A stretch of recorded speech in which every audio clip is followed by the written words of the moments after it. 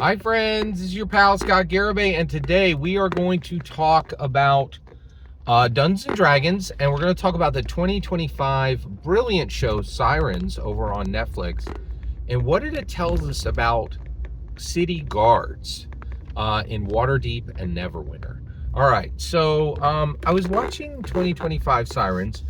It is based on the 2011 play by Molly Smith Meltzer. It's an extremely gendered story. I think it really is. I think it's written primarily to, yeah, it's a very gendered story. And in my humble opinion. But it is extremely good. It's a compelling, powerful narrative. And as dungeon masters, we are in the business of identifying compelling, powerful narratives, witnessing them, and then reproducing something similar. We don't want to copy, we want to homage, right? And there's a lot to take away from 2025 Sirens. It's really brilliant. So Devon is one of the two DeWitt sisters, and she ends up going to prison once she arrives on this wealthy Connecticut island, right? And when she gets there, she meets this woman named Lily, and Lily is a drunk. She just gets drunk every night, gets in trouble, and then gets picked up by the police, right? And then the police carefully put this drunk in their drunk tank, right? Which is their cell, right? But this is a term, they would say the drunk tank. This used to happen a lot, where people would just get drunk, and then they get thrown into jail, and then they'd be released the next day. And I saw this in 2025 Sirens, but I also was like, wait a second, I remember this from the Andy Griffith show. Andy Griffith had a town drunk. Andy would pick him up, throw him in the jail, and release him in the morning, catch and release, right? And I was like, wait a second, this is physical and mental health care. This is law enforcement supplying physical and mental health care, right? So they're giving them a Zen space to kind of wind down. They're limiting their options, right? And so I think it does help their mental health to have this space all to themselves. Sometimes another prisoner will be put in there, but often it'll be just them, and they have this kind of Zen space to kind of wind down.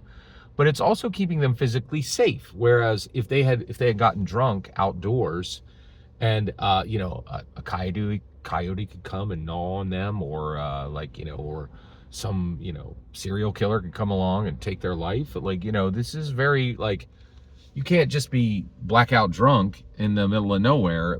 That can be incredibly dangerous, right? And so I thought this was really fascinating that in this show, it was showing that often law enforcement are supplying mental and physical health care to members of the community. But it's also super weird that only this mental and physical health care is only being supplied if you display the absolute worst behavior, right? I'm like, what? It's really fascinating, right? But it also opens up a window. So I think in America, we're having this conversation right now of, hey, what the heck do the cops do? They don't arrest the people we want them to arrest. The crime, we're constantly seeing crimes that they do nothing about. And also people are like, are they even good, right? There's this open community, there's open conversation that's happening where people are like, what is the point of the cops? What are they doing?